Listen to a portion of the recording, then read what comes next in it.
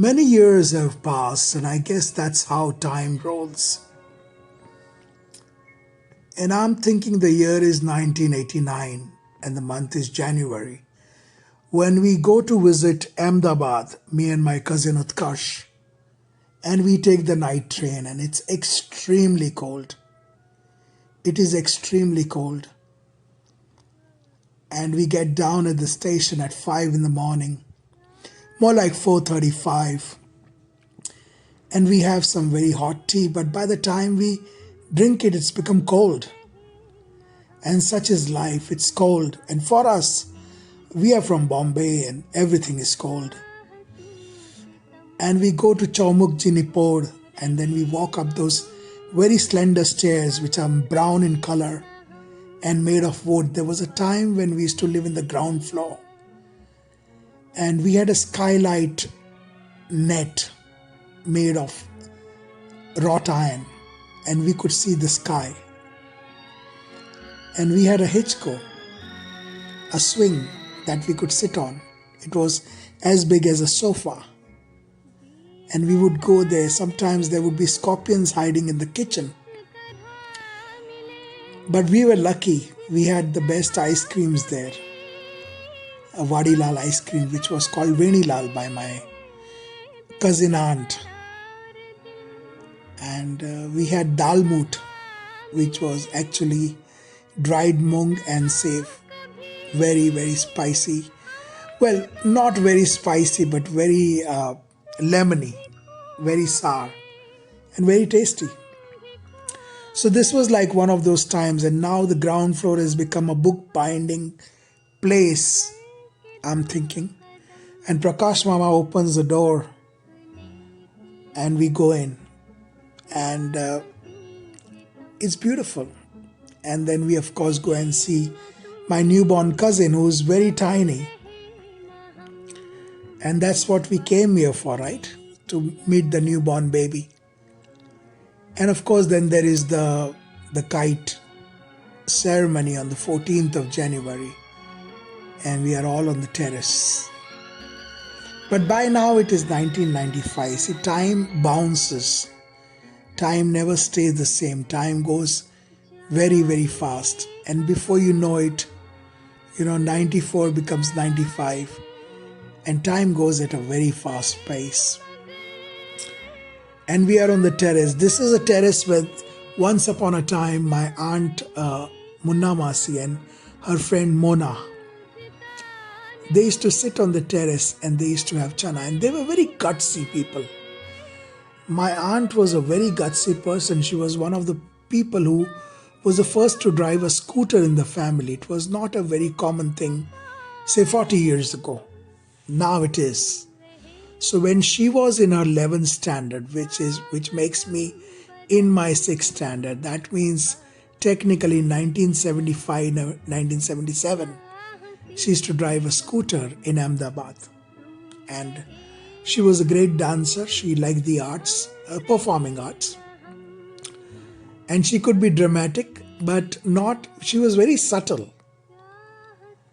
So there was a time, and I'm going back to the 70s, maybe 75, when my cousin and me went there, make that 1980, and monkeys attacked the terrace, and they took the chana from her hand, roasted chickpea,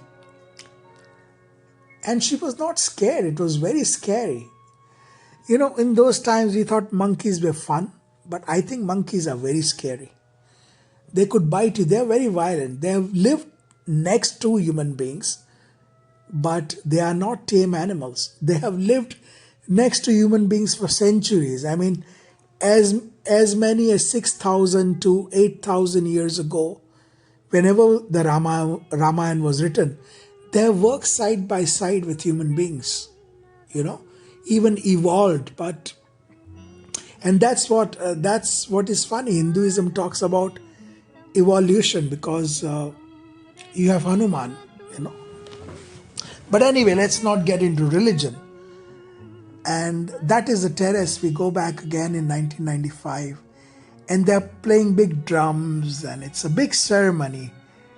and the sky is full of kites. And I must add to my in defense of Bombay, that proper Bombay had a lot of Gujarati population and a lot of Parsis also, because they were favorites of the English people. But proper Bombay was great too. And I remember when in Bhaikala, in Buleshwar, when my uncle and we were living on the second floor. So when you live on a second floor, the second floor was like fourth floor because the roofs were very high.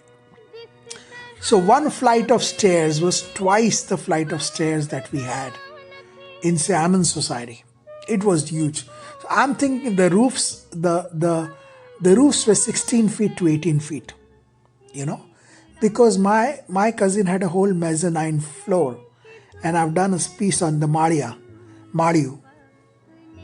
And then of course there was the terrace, and I remember that my uncle Sashikant Vakil, he had a kite which was up in the sky, very very far away, very small pink color kite. And when I held the string, it was very very heavy, and you could make out that there was miles of string between the kite and us.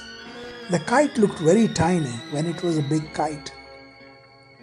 And his mother used to sort out all the tangles that were there in, we would find a lot of strings, kite string, which were glass braided and pink in color. We call it manjo. And yeah, so in Borivali we had the kite festival, and people used to fly kites. I never could learn to fly kites. The closest thing I flew closest to the kite was the lantern in Chiang Mai. And I think that was a big achievement. But, they used to tie lanterns to to kites, and the kite would be flying, and then there would be a lantern on the string, and you could see the lights. So kite festival is very big. I was not good at kites. I was not good at tops, which we call bamaido. I was not good with marbles. I was basically okay in cricket. I was a fast bowler, and I was very angry with Pakistan. But yeah, time passes and you have all these memories. Thank you for listening.